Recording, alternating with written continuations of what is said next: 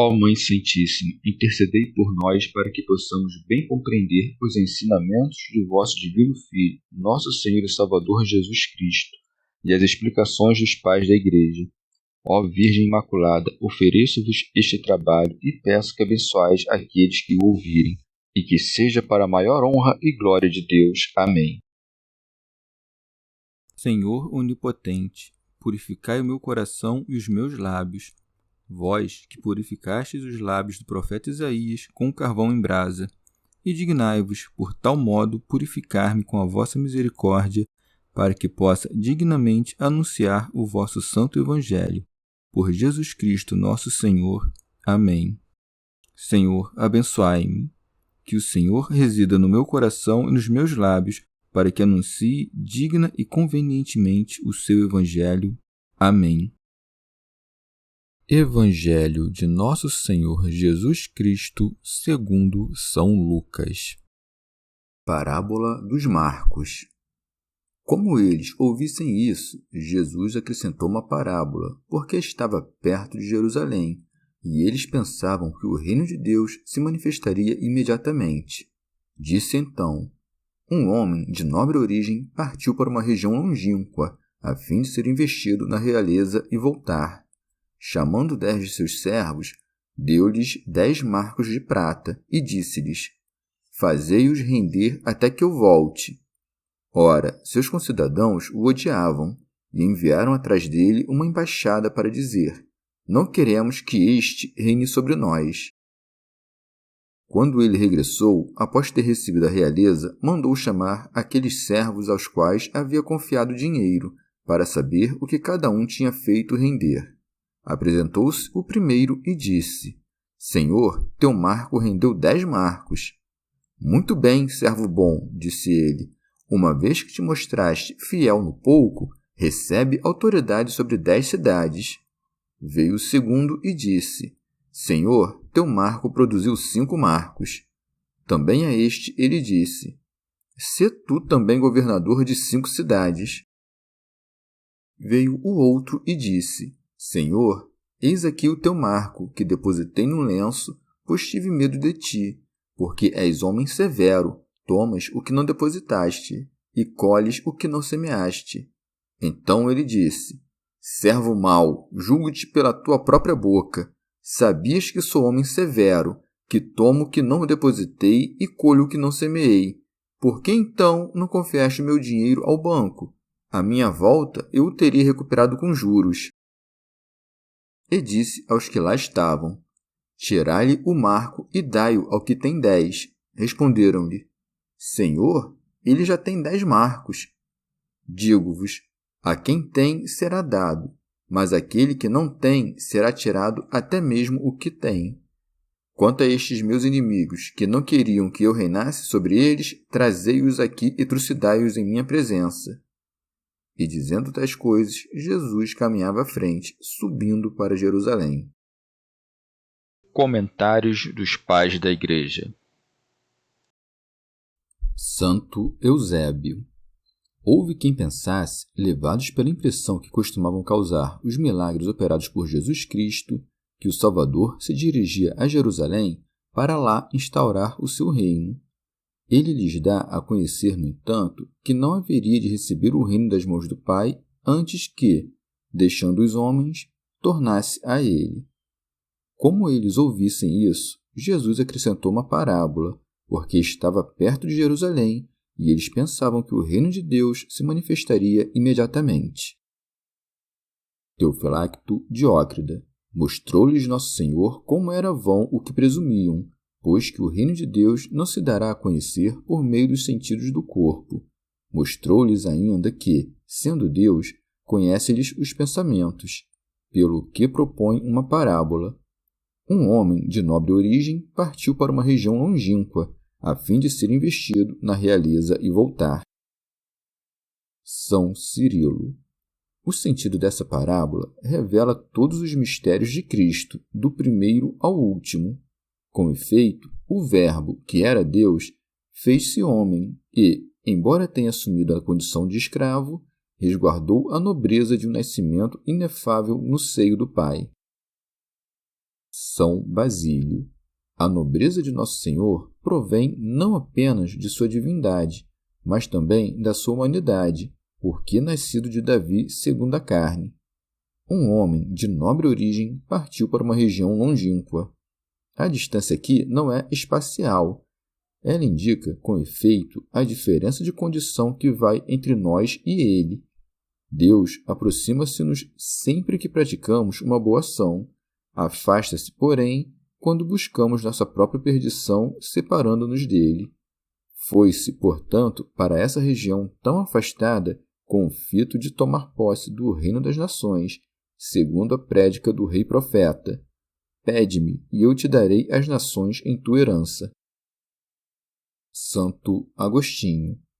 Ou o país distante pode significar a Igreja dos Gentios, que se estende até os confins da terra.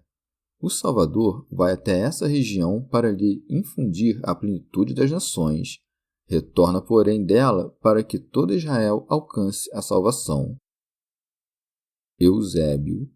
Ou ainda, esse viajar para um país distante pode significar a própria ascensão do Senhor, que parte da terra em direção ao céu.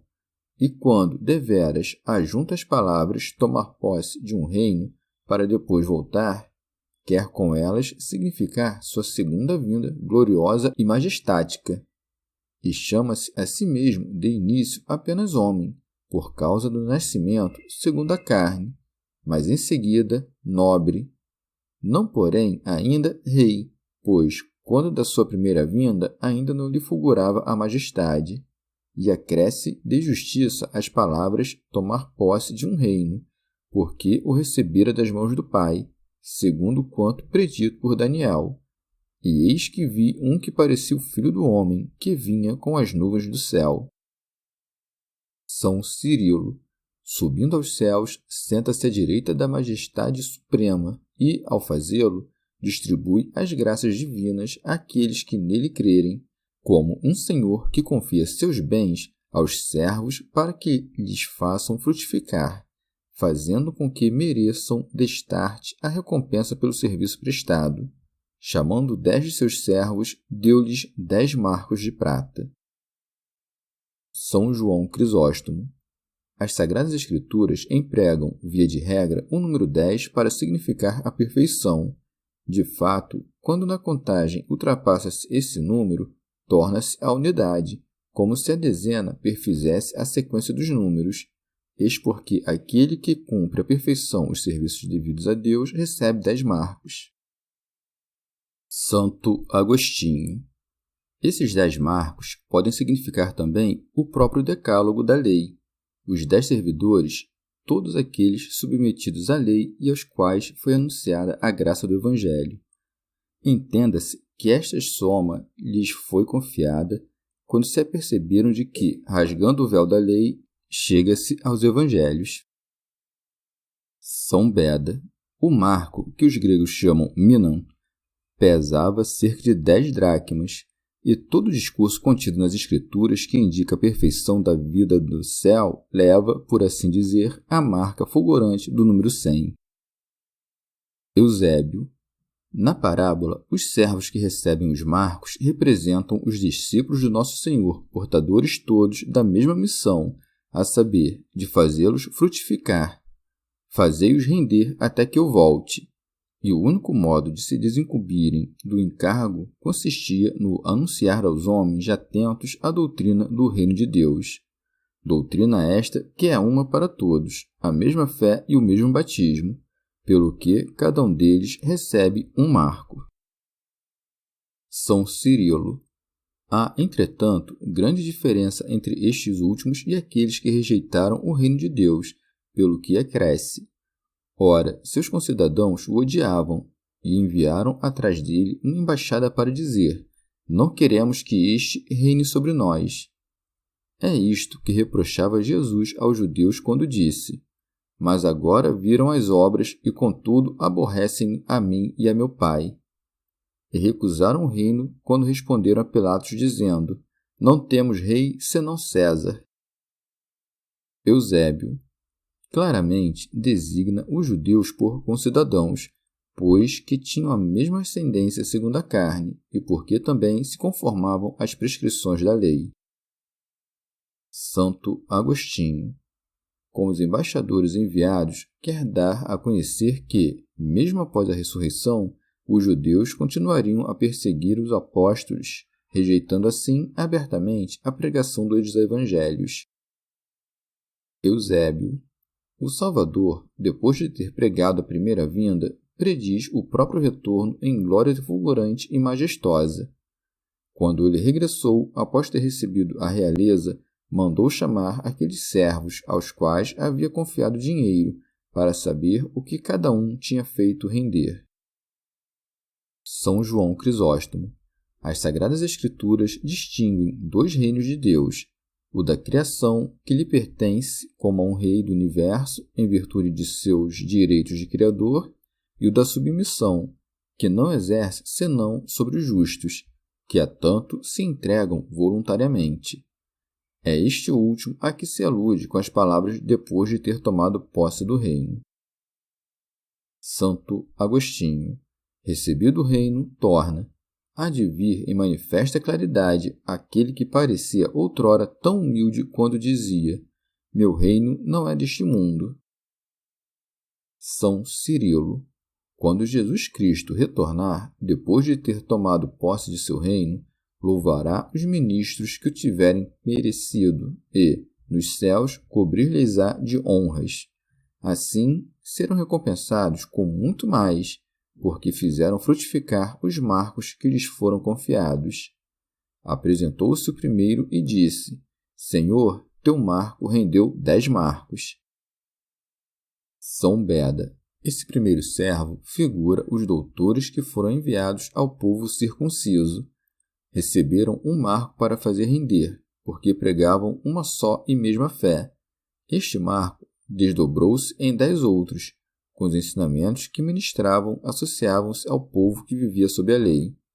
Muito bem, servo bom, disse ele, uma vez que te mostraste fiel no pouco, recebe autoridade sobre 10 cidades. Fiel no pouco, não adulterou as palavras de Deus. Todos os bens que podemos receber em vida nada são em comparação com os da vida futura. Evagrio. Esse servo recebeu o governo de 10 cidades como recompensa das boas obras que praticou.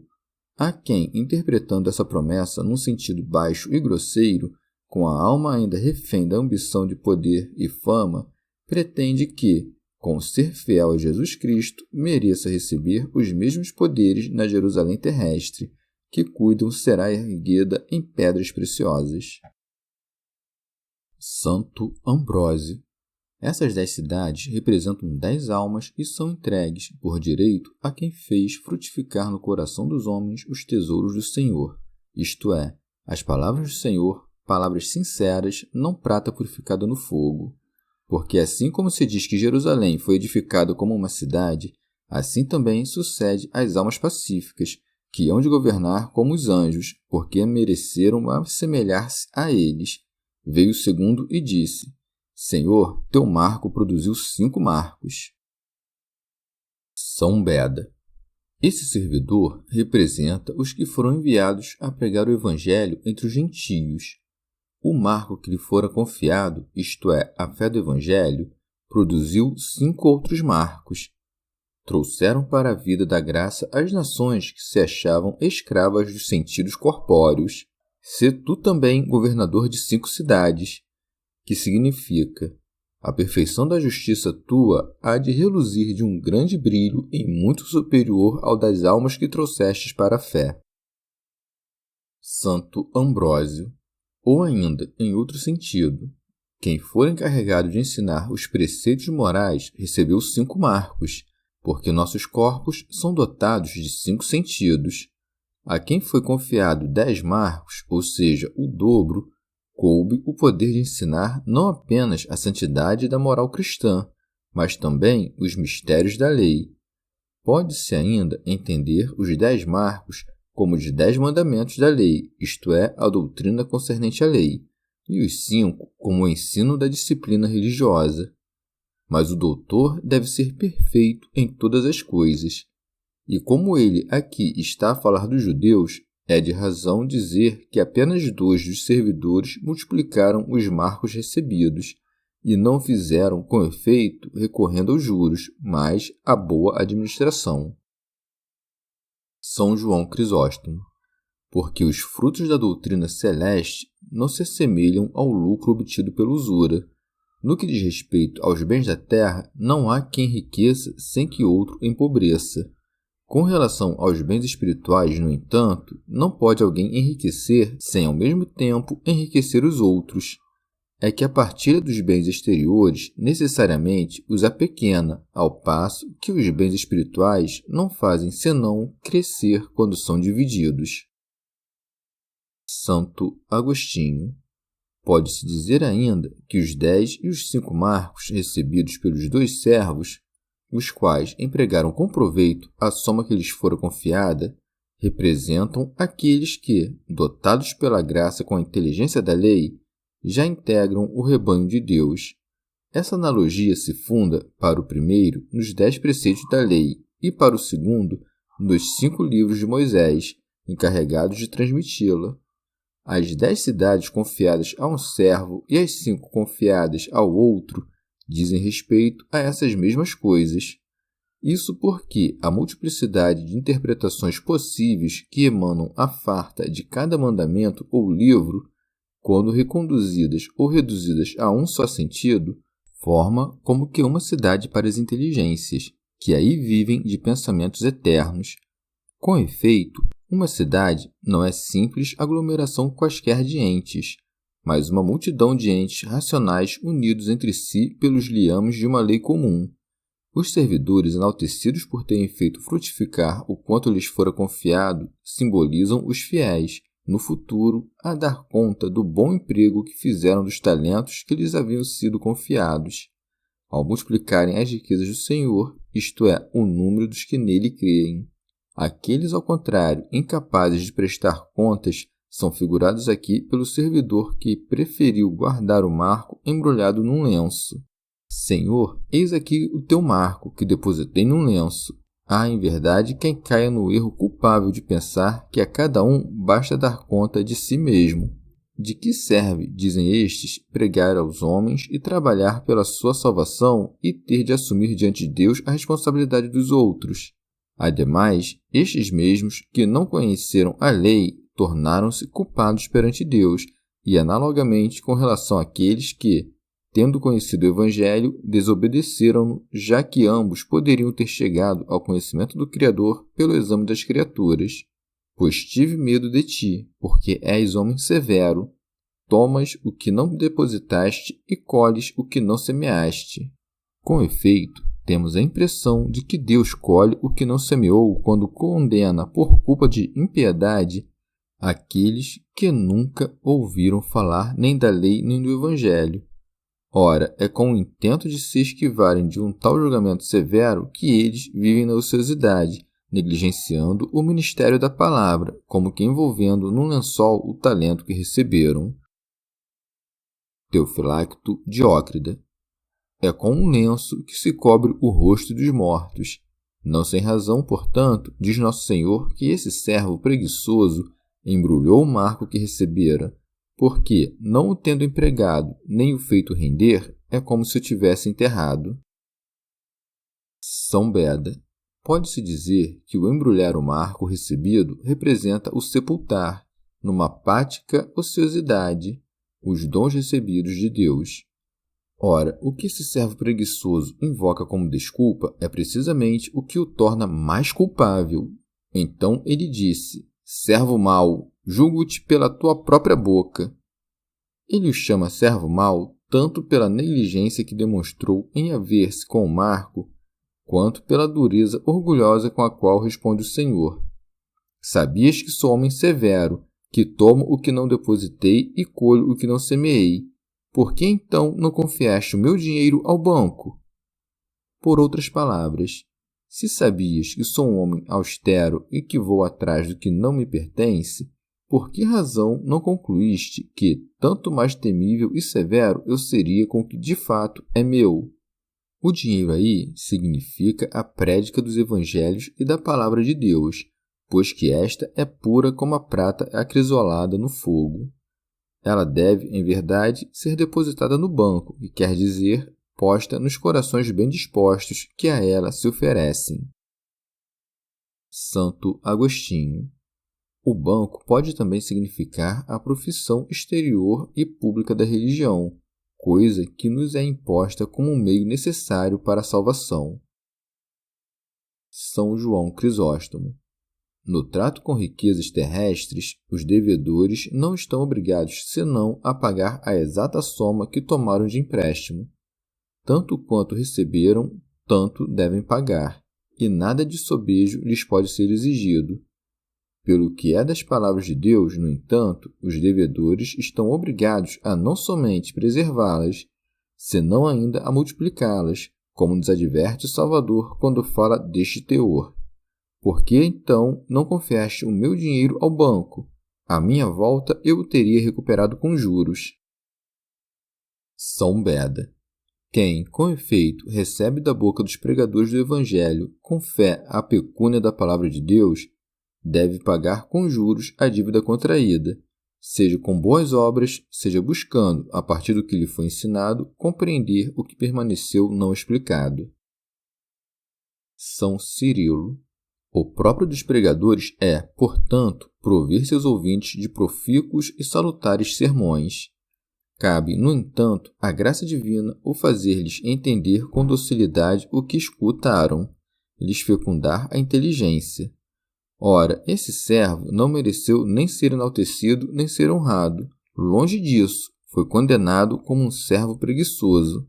E disse aos que lá estavam: tirai-lhe o marco e dai-o ao que tem 10.